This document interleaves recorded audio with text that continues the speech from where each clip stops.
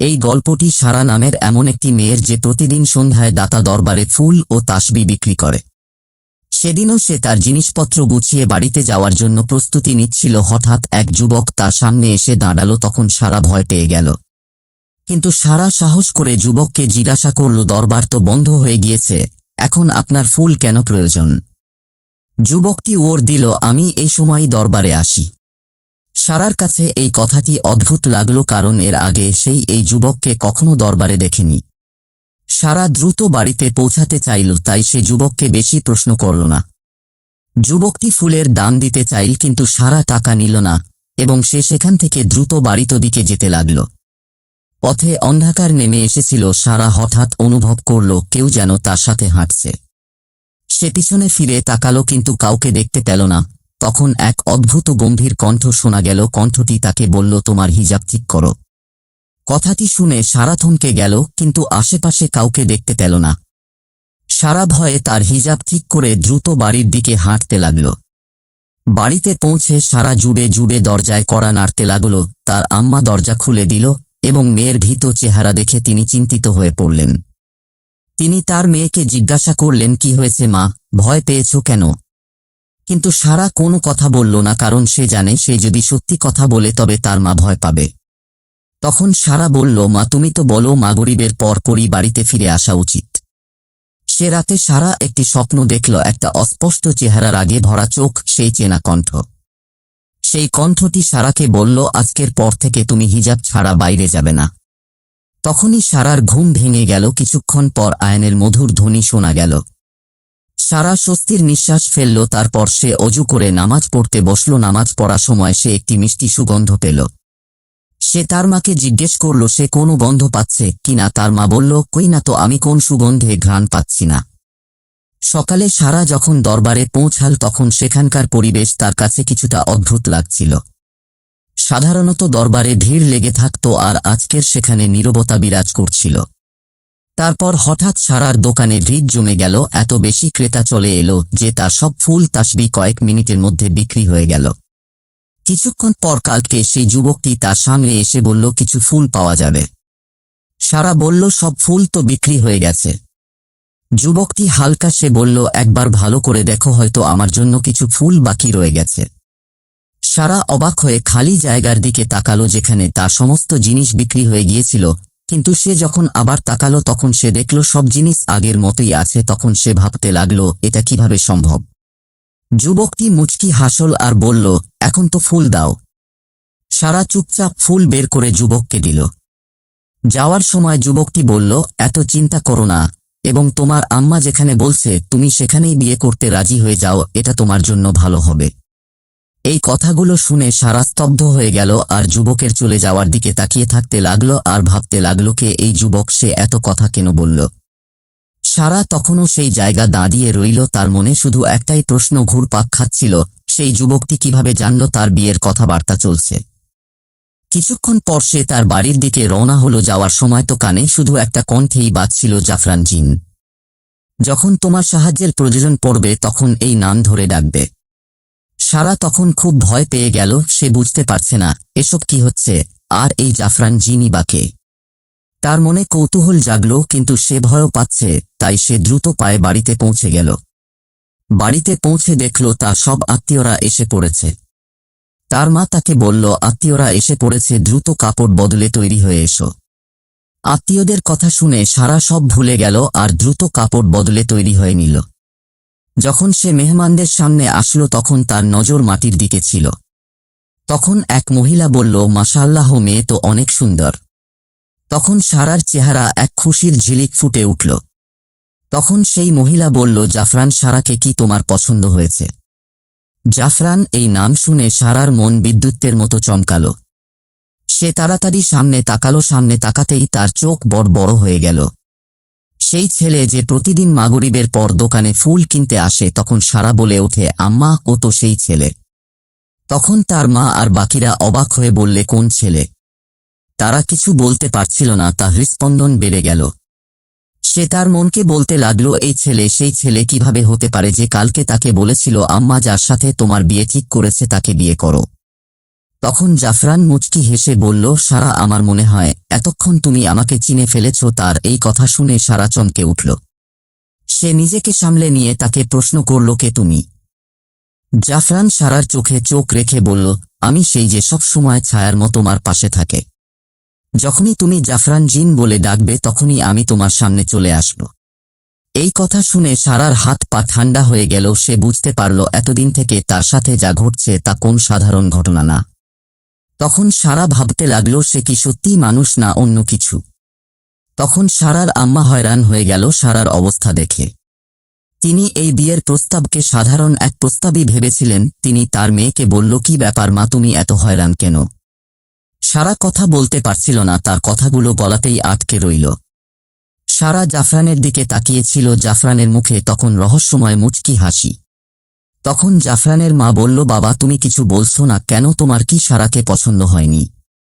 জাফরান দ্রুত মাথা নেড়ে বলে, না আম্মা, এরকম কিছু না। তখন তার মা মুচকি হেসে বলল, ঠিক আছে, তাহলে আমরা আজকেই বিয়ের তারিখ ঠিক করব। আমরা যত দ্রুত সম্ভব বিয়েটা করাতে চাই। আমাদের একটা মাত্রই ছেলে, তার বিয়ে নিয়ে আমাদের অনেক স্বপ্ন। সারার মা বলল, আমার মেয়ের বিয়ে নিয়ে ও আমার অনেক স্বপ্ন। কিন্তু সারার মাথায় তখনও ঘুরপাক খাচ্ছিল জাফরান কি সত্যি মানুষ না জিন। তখন তার মনে খেয়াল আসলো, আমি আল্লাহ তাআলার কাছে সাহায্য চাইবে। রাতে যখন সময় ঘুমাবে তখন তাহাজ্জুদ নামাজ পড়ে সে আল্লাহর কাছে সাহায্য চাইবে। রাতে সবাই যখন ঘুমিয়ে গেল সারা সেই রুমে চলে গেল যেখানে কেউ যেত না। আম্মা সেখানে অপ্রয়োজনীয় জিনিসপত্র রেখেছিল। সেখান থেকে কিছু জিনিসপত্র সরিয়ে সারা নামাজের জন্য কিছু জায়গা বের করল। তাহাজ্জুদ নামাজ পড়ার সময় তার অনুভব হলো সে একা না, কেউ একজন তার সাথে নামাজ আদায় করছে। সে যখন কুরআনের আয়াত পড়ছিল তার মনে হচ্ছিল আরও কেউ একজন তার সাথে সেই আয়াতগুলো পড়ছিল। সারা তখন ভয় পেয়ে গেল, কিন্তু নামাজ ছেড়ে উঠল না। তার মনে এই বিশ্বাস ছিল যে এখানে আছে সে নিশ্চয়ই নেক ঈমানদার। সে নামাজ শেষ করে যখন মোনাজাতের জন্য হাত তুলল তখন তার কানে কেউ মিহি স্বরে বলল, সময় নিয়ে লম্বা করে দোয়া করো। তোমার জন্য যা উত্তম তা তুমি চাও, নিশ্চয়ই তুমি তাই পাবে যা তোমার জন্য উত্তম। এই কণ্ঠস্বর শুনে সারার মনে এক অদ্ভুত শান্তি অনুভব হল। তার মনে হল এই কণ্ঠ যেন সে সব সময় শুনতে চায়। সারা তার দোয়ায় তার জন্য উত্তম জিনিস চাইল। সে সেই সব জিনিস আল্লাহ তাআলার কাছে চাইল যা তার জন্য উত্তম। তার বিশ্বাস ছিল আল্লাহ তাআলা তার দোয়া কবুল করবেন। নামাজ শেষ করে সে যখন উঠে দাঁড়ালো তখন সে দেখল জাফরান তার সামনে দাঁড়িয়ে আছে। তখন সারা অবাক হয়ে বলল, তুমি এখানে? জাফরান মুচকি হেসে বলল, আমি অন্ধকারেই আসি। অন্ধকারে আমার পছন্দ। তুমি এত হয়রান হচ্ছ কেন? তোমাকে তো এখন থেকে সারা জীবনের জন্য আমার সাথেই থাকতে হবে। আমার ঘর তো সবসময় অন্ধকারে ঢাকা থাকে, তুমি সেখানে কিভাবে থাকবে? সারা কিছু বুঝতে পারছিল না। সে কাঁপতে কাঁপতে বলল, আমার তোমাকে ভয় লাগে। তুমি এখানে কিভাবে এলে? দরজা তো ভিতর থেকে বন্ধ করা।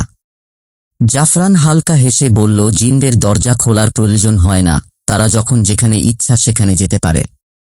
তখন সারা বলল, এটা সম্ভব না। তুমি কি বলতে চাও? তুমি একজন জিন। আমি একজন জিনকে বিয়ে করতে পারবো না। জাফরান বললে, একটু আগেও তো তুমি শান্তি অনুভব করছিলে, আর এখন আমি সত্যি বলায় তুমি ভয় পাচ্ছ। আমাকে ভয় পেও না, আমি তোমার কোনো ক্ষতি করব না। আমি তোমাকে পছন্দ করি। আমাদের বিয়ে আল্লাহ তাআলার দরবারের ফায়সালা। এখন আমাকেই তোমার বিয়ে করতে হবে। এই কথা শুনে সারা ভয় পেয়ে সেখান থেকে দৌড়াতে শুরু করল। তখন তার আম্মার সাথে সে ধাক্কা খেলল। তার আম্মা ভয় পেয়ে বলল, কি হয়েছে তোমার, এভাবে দৌড়াচ্ছ কেন? সারা কাঁপতে কাঁপতে বলল, আম্মা, জাফরান রুমের মধ্যে। জাফরান আছে। তার মা তাকে বলল, তোমার মাথা ঠিক আছে তো? জাফরান এখানে কিভাবে আসবে? তুমি কি উল্টা পাল্টা কথা বলছো? সারা কাঁপতে কাঁপতে বলল, আম্মা, জাফরান কোন মানুষ না, সে একজন জিন, সে আমাকে নিজে বলেছে। এই কথা শুনলে তার আম্মার চেহারা শক্ত হয়ে গেল। সে সারাকে জুড়ে একটা থাপ্পড় মেরে বললেন, তোমার মাথা খারাপ হয়ে গেছে, কি আজব কথাবার্তা বলছো? আম্মা থাপ্পড়ে সারার গাল লাল হয়ে গেল। তার চোখ থেকে পানি ঝরছিল, কিন্তু সে চুপ করে রইল। যে মা তাকে সব সময় ভালোবাসত আজ সে আর তার কথা বিশ্বাস না করে তার গায়ে হাত তুলল। তার মন খারাপ হয়ে গেল। সে চুপচাপ রুমের বাইরে বেরিয়ে এসে তার কাজ করতে লাগল। তখনও তার মাথায় ঘুরপাক খাচ্ছিল জাফরান আসলে কে? সে কি চায়? সারা সবচেয়ে বেশি কষ্ট পাচ্ছিল, এই ভেবে তার মা তার কথা বিশ্বাস করেনি। এসব যখন সে ভাবছিল তখন কেউ একজন তার সামনে কিছু টাকা রাখল। সারা যখন সামনে তাকালো তখন সে আরো বেশি রেগে গেল। তার সামনে আর কেউ ছিল না, ছিল জাফরান। সারা রেগে গিয়ে উঠে দাঁড়িয়ে তার পাঞ্জাবির কলার ধরে বলল, কি চাও? তুমি চলে যাও এখান থেকে, আজকের পর থেকে নিজের চেহারা আমাকে দেখাবে না। কিন্তু জাফরান তার কথা শুনে শুধু মুচকি হাসল।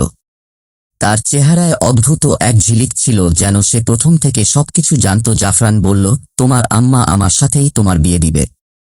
আর হ্যাঁ, আজকের পর থেকে আম্মাকে আর কিছু বলার প্রয়োজন নেই। তা না হলে আজকে আম্মা যেভাবে আমার ইশারায় তোমার সাথে যে ব্যবহার করেছে, সামনে ও এই রকম ব্যবহারই সে তোমার সাথে করবে।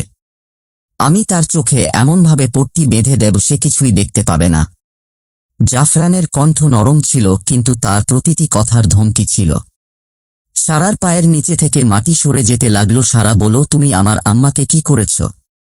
জাফরান হালকা হেসে বললে, তোমার আম্মা শুধু তোমার আম্মা না, সে আমারও মা। এখন তোমার শুধু মেনে নেওয়া উচিত, তোমার আর আমার সম্পর্ক আগের থেকেই ঠিক করা। তুমি অস্বীকার করলেও কিছু বদলাবে না, এই কথা তুমি যত তাড়াতাড়ি মেনে নেবে তোমার জন্য ততই ভালো। সারার শরীর ভয়ে কাঁপতে লাগলো। সে সেখান থেকে পালাতে চাইলেও কিন্তু পারল না, তার পা যেন মাটির সাথে আটকে আছে। সারা বলল, আমি তোমাকে বিয়ে করতে পারবো না, কারণ আমি মানুষ আর তুমি একজন জিন। আমি তোমার সাথে থাকতে পারবো না। জাফরান লম্বা একটা নিঃশ্বাস নিয়ে সারার দিকে এক কদম সামনে এগিয়ে বলল, আমি তোমাকে জিজ্ঞাসা করেছিলাম আমার সাহায্যের প্রয়োজন তোমার আছে কিনা। তোমার যখন প্রয়োজন হবে তখন আমি তোমার কাছে আসব। সারা অনুভব করল সেই শব্দ, সেই কণ্ঠ যা সে প্রথমবার শুনেছিল। সারা অনুভব করলে হঠাৎ করেই তার দুনিয়া বদলে গেল। তার সামনে কোন সাধারণ মানুষ না, বরং একজন জিন দাঁড়িয়ে আছে। সারা বলল, আমি তোমার কি ক্ষতি করেছি? কেন তুমি আমার পিছনে পড়েছ? কি চাও তুমি? জাফরান জবাব দিল, আমি তোমাকে পছন্দ করি, আমি তোমাকে বিয়ে করতে চাই। এই কথা আর কতবার বলবো? সারা জোর গলায় বলল, তুমি একজন জিন আর আমি একজন মানুষ। আমি এখন সত্যিটা জানি। সত্যিটা জানার পরও আমি তোমাকে বিয়ে করব, এটা তুমি কিভাবে ভাবলে? আমি কখনোই তোমাকে বিয়ে করব না। জাফরান গম্ভীরভাবে বলল, আমাকে বিয়ে করবে না বলে বারবার স্বীকার করে আমাকে রাগিও না, নয়তো আমি এমন কিছু করব যার ফলে তুমি নিজেই অসহায় হয়ে বলবে তুমি আমাকেই বিয়ে করতে চাও। সারার চোখে পানি চলে আসলো। জাফরানের কথা তাকে কষ্ট দিচ্ছিল। সারা বলল, তুমি এখান থেকে চলে যাও, আমি তোমাকে বিয়ে করতে চাই না। তারপরও কেন তুমি জেদ করছো? আমি তোমার সাথে কখনো সুখে থাকতে পারবো না। আমি একজন সাধারণ মানুষ, আমি আমার মতো সাধারণ কাউকেই বিয়ে করতে চাই। এই কথা শুনে জাফরান জিন আরো বেশি রেগে গেল। সে সারার আর হাত ধরে বলল, আমার মাত্র 2 মিনিট সময় লাগবে তোমাকে এখান থেকে নিয়ে যেতে, এরপর তুমি বসে বসে নিজের মনোমর্জি মতো যা খুশি তা করো, আমি তোমাকে আটকাবো না। কিন্তু এরপর তুমি আমার সাথে চলে যাবে আমার রাজ্যে, যেখানে শুধু আমার রাজত্ব চলে। সেখানে তুমি আমার হাতের খেলনা পুতুল হয়ে থাকবে। সারা ভয়ে কাঁপতে লাগলো আর বলল, না, আমাকে কিছু করো না। তুমি যা বলবে আমি তাই করব। জাফরান রাগ করে বলল, তোমার ভয় পাওয়ার প্রয়োজন নেই। তুমি আমার মনের রানী, তুমি আমার হৃদয়ের রাজত্ব করো। তুমি চাইলে আমাকে দিয়ে সবকিছু করাতে পারো, আমি তোমার জন্য যে কোনো কিছু করতে প্রস্তুত, তবে তুমি যদি ভালোবেসে বলো। কিন্তু যদি জেদ করো তবে মনে রেখো আমি তোমার থেকে বেশি জেদি। তখন সারা মাথা নেড়ে বলল, ঠিক আছে, আমার মনে থাকবে। আজ থেকে আমি আর জেদ করব না। কিন্তু তুমি আমাকে কোথাও নিয়ে যেও না, আমি আমার মায়ের সাথে থাকতে চাই। আমার বাবা নেই, আমি আমার মায়ের শেষ সম্বল, আল্লাহর দোহাই লাগে আমাকে তোমার সাথে তোমার রাজ্যে নিয়ে যেও না। জাফরান কিছু সময় চুপ থেকে বলল, ঠিক আছে, তবে তোমার আমাকেই বিয়ে করতে হবে। তুমি যদি অন্য কারো কথা ভাবো কিংবা তোমার মাকে কিছু বল তবে আমি আর তোমার কোন কথাই শুনব না। এই বলে জাফরান অদৃশ্য হয়ে গেল। সারা সেখানেই দাঁড়িয়ে রইল আর ভাবতে লাগল এখন সে কি করবে, কার কাছে সাহায্য চাইবে। তখন সারা ঠিক করল সে আল্লাহ তাআলা ছাড়া আর কারো কাছে সাহায্য চাইবে না। এটা ভেবে সে বাড়ির দিকে চলতে লাগল। কিন্তু কেন জানি তার আজ বাসায় যেতে মন চাইছিল না। সে আনমনা হয়ে রাস্তায় হাঁটতে লাগল।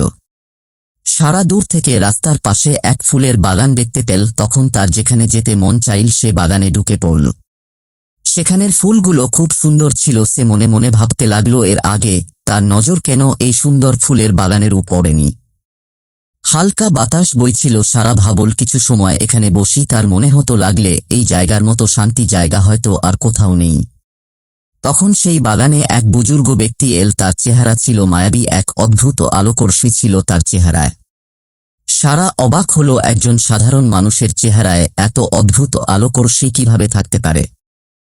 সময় দ্রুত চলে যেতে লাগল, সারা বুঝতেও পারল না কখন সন্ধ্যা হয়ে গেছে। তখন বুজুর্গ ব্যক্তি সারার দিকে তাকালো আর হালকা হেসে বলল, কে তুমি মা? তুমি তো অনেক সুন্দর, তোমাকে দেখে মনে হয় তুমি মানুষ না, তুমি পরিস্থানের কোন শাহজাদি। সারা মুচকি হেসে বলল, আমিও ভাবছিলাম আপনি হয়তো মানুষ না, অন্য কোন জগতের কেউ। তখন বুজুর্গ ব্যক্তি হালকা হেসে বলল, তুমি ঠিক ধরেছ, আমি মানুষ নই, আমি জিন রাজ্যের বাদশাহ শাহী জিন্নাত। আমি এখানে আমার ছেলের পক্ষ থেকে তোমার কাছে ক্ষমা চাইতে এসেছি। আমি জাফরানের আব্বা আর জিন রাজ্যের শাহী জিন্নাত। আমি জানি আমার ছেলে তোমাকে অনেক কষ্ট দিয়েছে, তাই তার পক্ষ থেকে আমি তোমার কাছে মাফ চাইছি। তুমি আমার ছেলেকে মাফ করে দাও।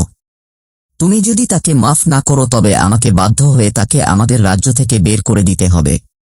কারণ আমাদের রাজ্যে এমন কেউ থাকতে পারে না যে মানুষকে ভয় দেখায়, তাকে কষ্ট দেয়। বলো মা, তুমি কি আমার ছেলেকে মাফ করবে? মনে করো তোমার বাবা তোমার কাছে কিছু চাইছে। বুজুর্গ ব্যক্তির কথা শুনে সারার চোখে পানি চলে আসলো।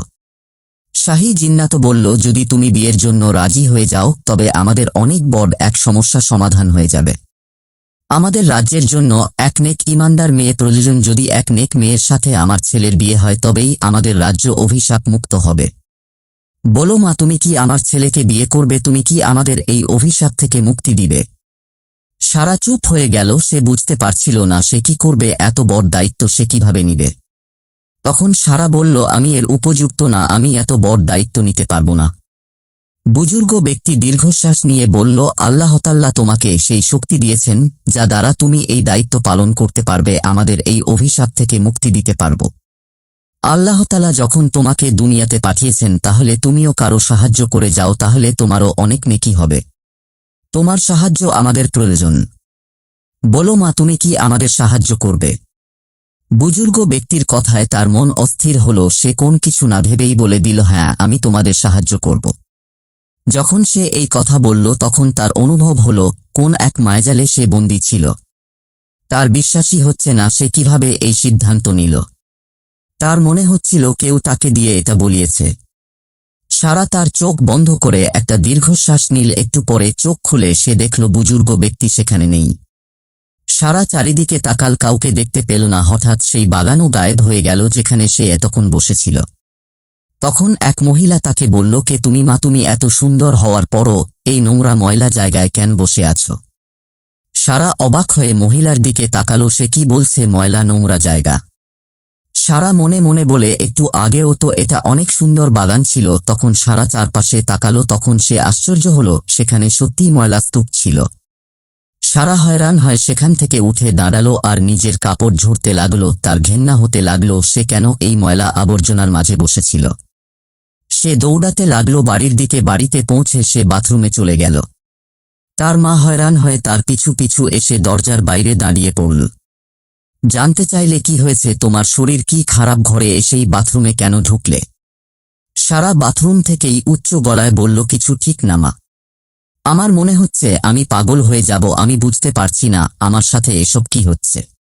তার মা ভয় পেয়ে গেল। সে বলল, বাইরে এসে সবকিছু আমাকে খুলে বলো। সারা কান্না করতে করতে তার মাকে সবকিছু খুলে বলল। কান্না করতে করতে সারা বলল, আমার সাথে এসব কি হচ্ছে? তার মা ও ভয় পেয়ে বলল, কি হচ্ছে আমি বুঝতে পারছি না। সারা বলল, মা আমি জানি না এসব কি হচ্ছে। আমার মনে হয় আমাদের কোনো পীর বাবার কাছে যাওয়া উচিত। তখন আম্মা বলল, ঠিক আছে চলো আমরা দাতা দরবারে যাই, সেখানে কোনো মৌলভী সাহেবের কাছ থেকে জেনে নেব তোমার সাথে কি হচ্ছে। তখন সারা বলল, না আমি সেখানে যেতে চাই না, আমার কাছে সেই জায়গাটা ঠিক লাগছে না। আম্মা অবাক হয়ে বলল, তোমার মাথা ঠিক আছে তো? সারা বলল, যাই হোক না কেন আমি সেখানে যাব না। আমি আমার রবের কাছে সাহায্য চাইব, যখন আমার রব আমাকে সাহায্য করবেন তখন আমি অন্য কোথাও কেন যাব। আম্মা লম্বা শ্বাস নিয়ে বললেন, তাহলে তুমি কি চাও? সারা বলল, আমরা কোনো মসজিদের ইমাম সাহেবের কাছে যাই, তা থেকে সাহায্য নেই। আম্মা তার কথা মেনে নিয়ে বলল, ঠিক আছে, আমরা পাশের মসজিদের ইমাম সাহেবের কাছে যাব। পরের দিন সকালে সারা ও তার মা বাড়ির পাশের মসজিদের ইমাম সাহেবের কাছে যাওয়ার জন্য রওনা দিল। তাদের বিশ্বাস ছিল হয়তো এখন এই সমস্যার কোনো সমাধান পাওয়া যাবে।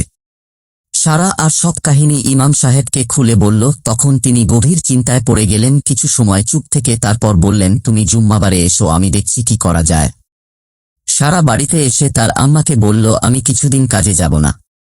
তার মা তার কথা মেনে নিয়ে বললেন, কোনো সমস্যা না, হয়তো বেশি পরিশ্রম করার কারণে তোমার মাথায় বেশি চাপ পড়ছে, তাই তুমি আমার উল্টোপাল্টা জিনিস অনুভব করছ।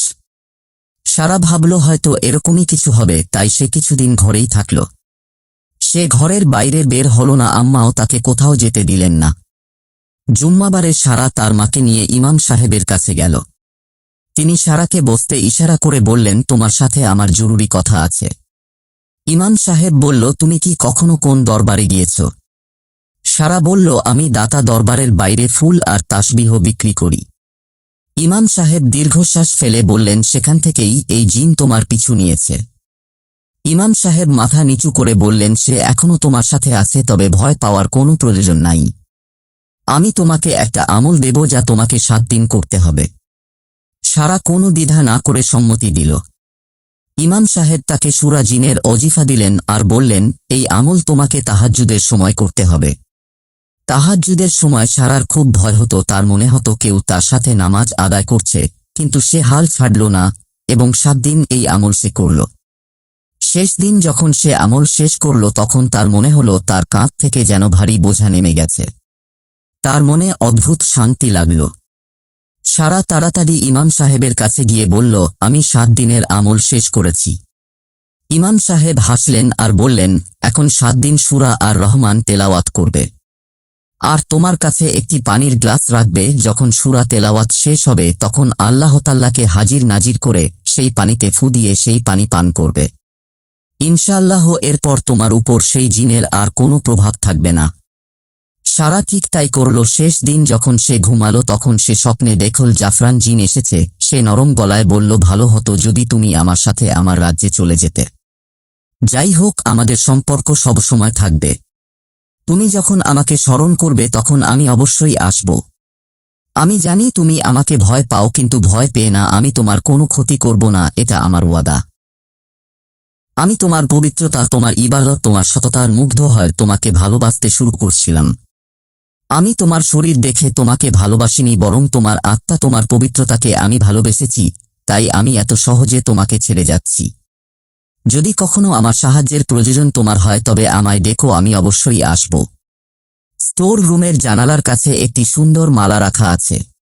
যদি তুমি চাও আমি তোমার কাছে আসি তবে তুমি মালা গলায় পরবে, আর যখনই আমাকে স্মরণ করতে চাইবে মালাটি তোমার হাতে ধরে রাখবে, আমি তোমার কাছে চলে আসব। সারার ঘুম ভেঙে গেল। সে তাড়াহুড়া করে ঘুম থেকে উঠে তার আম্মাকে জাগালো আর সব কথা খুলে বলল। আম্মাও চমকে গেল আর বলল, চলো ইমাম সাহেবের কাছে যাই। যখন তারা ইমাম সাহেবের কাছে গেলেন, ইমাম সাহেব পুরো কথা শুনলেন এবং গম্ভীর হয় বললেন, সে কোন খারাপ জিন ছিল না। সে তোমার কোনো ক্ষতি করেনি, বরং তোমার সাহায্যের পথ দেখে দিয়ে গেছে। যদি তোমার কখনো তার সাহায্যের প্রয়োজন হয় তবে তুমি তাকে ডাকতে পারো, সে তোমাকে অবশ্যই সাহায্য করবে। ইমাম সাহেব আরও একটি কথা বললেন, যদি তুমি চাও তোমার আর তার সম্পর্ক নেক পথে থাকুক তবে তুমি প্রতি জুম্মার রাতে সূরা জিন তেলাওয়াত করবে, যে তোমারও ভালো হবে, তারও সাহায্য হবে। সারা এখন বুঝতে পেরেছে যে তার জীবনে যা কিছু ঘটেছে তার কোন খারাপ স্বপ্ন ছিল না, তা একটি সত্য ছিল। এখন তার ইবাদত ও আল্লাহ তাআলার রহমতের প্রতি আরও গভীর আস্থা ও বিশ্বাস তৈরি হল।